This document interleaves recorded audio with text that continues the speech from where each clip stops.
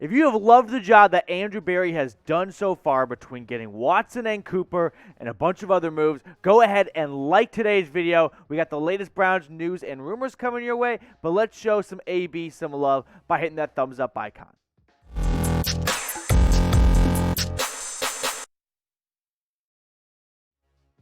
Welcome into the Cleveland Browns Report. We got the latest Browns news and rumors, and even though it's a Sunday and a little quiet in the NFL world today, it's still pretty interesting what's going on with the Cleveland Browns because they could be making a handful of moves, and we're going to break it all down. So before we get into today's show, we're going to have our Bernie heads come back to the show. I like to use these heads as kind of a reminder and also a scale of believability. So 0 Bernie heads if you're watching for the first time. You don't know what these are. It means fake news. The rumor's not going to happen. 4 Bernie heads, believe one, take it to the bank, and we have a nice little scale of 1 to 3 in between. So the first topic of today's show, which is pretty star-studded, but we're going to kick things off with potentially re-signing Jadeveon Clowney. 2 Bernie heads. I don't think it's 100% all the way there, but we're definitely got the plane off the ground, and it's got some wheels to it as well. So it comes from an article of Nate Ulrich from the Akron Beacon Journal saying that the Browns and the Clowney's camp has some mutual interest on coming back together. Now, Clowney's been patient so far in free agency, and that's kind of his MO. In fact, he did not even sign with the Browns last season until April 14th. It's April 3rd. So he may wait another week and a half until he makes his decision. Andrew Berry sounds like he wants to bring Clowney back. My guess is Clowney wants to come back. Berry wants to have Clowney come back. But can they find a number to agree on? Because after the Watson deal, there's a lot of big checks that have to be written. And I'm guessing Clowney wants to take what he did last season and leverage it for a lot of money. And he may get that elsewhere. But does he want to come back to Cleveland? I'll make my pitch for him to come back in a second. But what do you guys think? I want you to be interactive with the show. Type 90, his jersey number, in the comments if you want to bring Clowney back to the Browns. Let him feel some love. He's probably still thinking about what he wants to do. So make sure you put his jersey number down below. Show him that support from the Dog Pound. So Nate Ulrich putting out this piece on Akron Beacon Journal saying there's mutual interest between Browns and Clowney. Agent Kennard McGuire said, is that Toby McGuire? It's like the show me the money. Said Monday afternoon. He's got to get that all the time in a text message. So here's my pitch to Jadeveon Clowney to come back to the Cleveland Browns. Look what he did in 2 seasons in 2019 and 2020 combined compared to 1 season with the Browns. In 7 fewer games, he tripled his sack total right there. He got his career back on track. I mean, honestly, if Clowney had 3 sacks this past season, we're talking about a guy that is 1 bad season away from just being out of the league and being labeled as a complete first overall bust. But he goes off for 9 sacks, 11 tackles for loss in just 14 games. Come on, you know it works. Clowney, come back to the league. Next rumor of today's show, Denzel Ward. Is he going to be traded? I really hope not. But I've got to give it 2 Bernie heads, kind of like Clowney. I think there's some smoke right now around a potential Denzel Ward trade because we haven't seen the extension yet. So entering the last year of his deal, we'll talk about that more in just a second. But I want to thank everyone that has subscribed to the channel. We just crossed 7,000 subscribers right before I started filming. So appreciate all of you that hit that big red button. And if you're new to the channel and you're like, what the heck is this? This is a free Browns YouTube channel with the latest news and rumors around your favorite NFL team. So go ahead, subscribe today if you haven't already. Getting back to Denzel Ward, though. He's entering the final year of that rookie contract he got. And right now I'm thinking an extension may be a bit difficult when you guaranteed, I don't know, $230 million to Deshaun Watson. You've got Myles Garrett, one of the highest paid NFL players, one of the highest paid defensive ends, and some other, you re-signed and extended Teller and Batonio. You've got Conklin. You've got Jedrick Will. You just got some big contracts right there. And I also wonder if Andrew Berry may look to get some of that draft capital he lost in the Deshaun Watson trade back by trading Denzel Ward. Ultimately, I would love to see Andrew Berry find a way to make it work. The salary cap is real, but it's not real. That's going to be on my tombstone. You can always move money around and make it work. But there is a certain point where you can't pay everyone top dollar.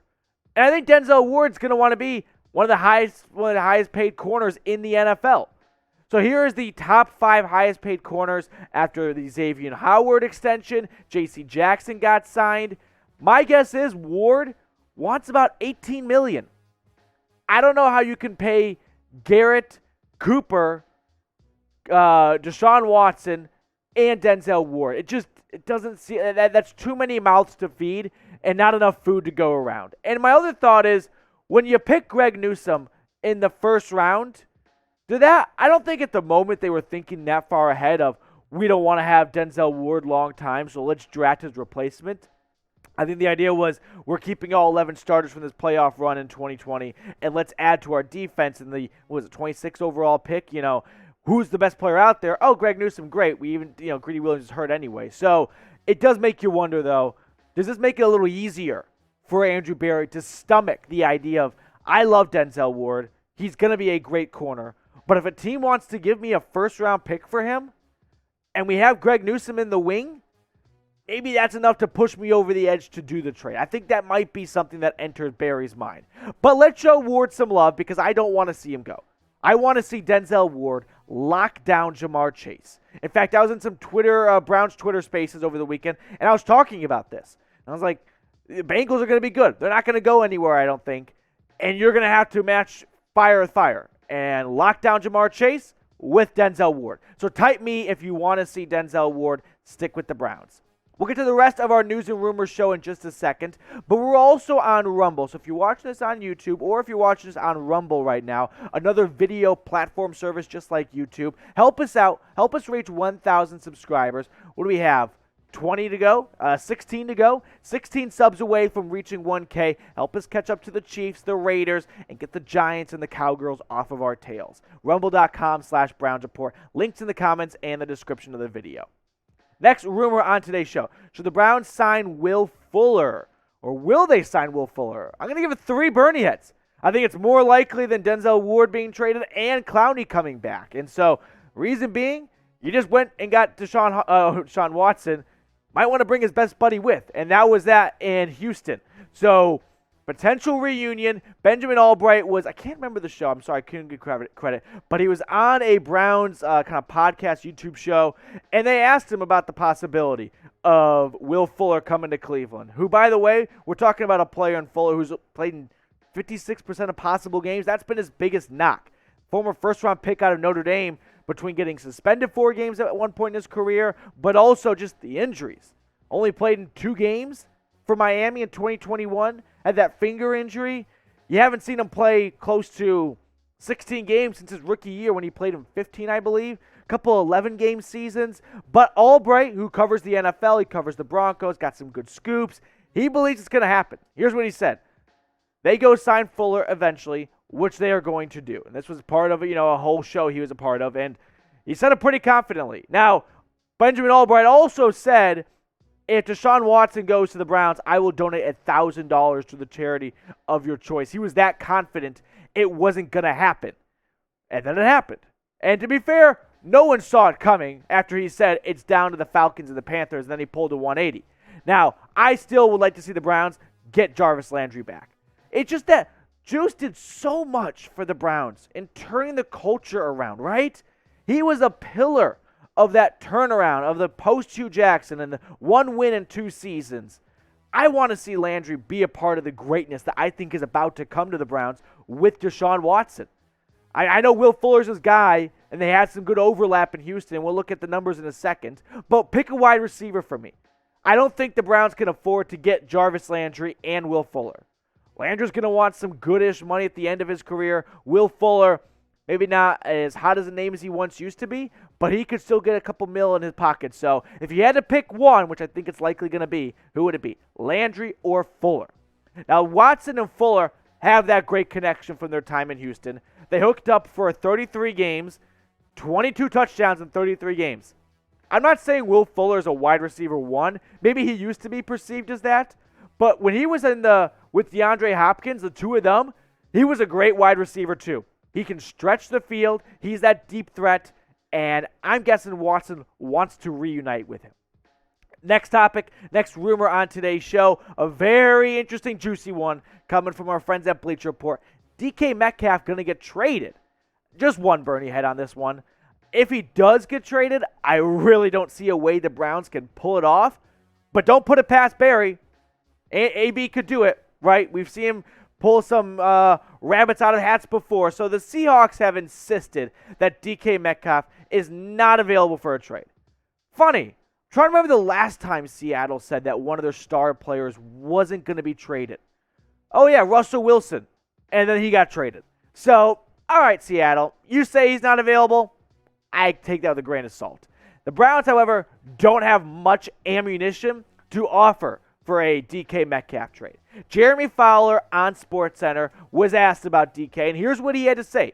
This is a name that's buzzing in league circles. No guarantee that anything happens here. I'm told that Metcalf has gotten indications informally from the team that he's not going to be traded. Seattle has said publicly they have no intention to trade him, but the execs I talked to keep bringing him up that maybe they would either be willing to move on at the right price or that Metcalf would welcome a change. I don't blame him for wanting a change after his best buddy Russ got traded, but here's what he has done so far with the Seattle Seahawks in 49 games. One, he's been an Iron Man. I don't think he's missed a game his entire career. Over 3,000 yards and 29 touchdowns. He is absolutely one of the ascending wide receivers, one of the top young guys who's going to want a new contract. And I don't see a way the Browns, one, what are they going to offer for DK? So I think Metcalf is worth a first-round pick. The Browns don't have a first-round pick to offer. Okay, so they have a second-round pick this year. Maybe you take a second and a player? But I'm guessing the Seahawks aren't interested in a second and a player. They want draft capital. And that's something the Browns don't have to offer. And if they get Metcalf, Metcalf's going to want that huge extension. And the Browns would be dumb to trade for someone in the last year or 2 years left on his deal and not give him that extension. But, yeah, last year of his deal. But what kind of money do they have to play with? I mean, maybe like a Denzel Ward, DK Metcalf swap. I don't think that makes much sense for both sides because what are the Seahawks going to do with a great corner right now? They don't have any other good pieces to win at the moment. So they're just going to let Denzel Ward kind of go to waste a little. Would you trade for Metcalf, though? Be Andrew Berry. It's easy to say I would love to have DK Metcalf. I want DK Metcalf. But do I want him for more assets giving up? Like, I kind of like the second-round pick and some players over DK. May sound dumb, but the Browns just can't afford it, in my opinion, a way to pay Metcalf.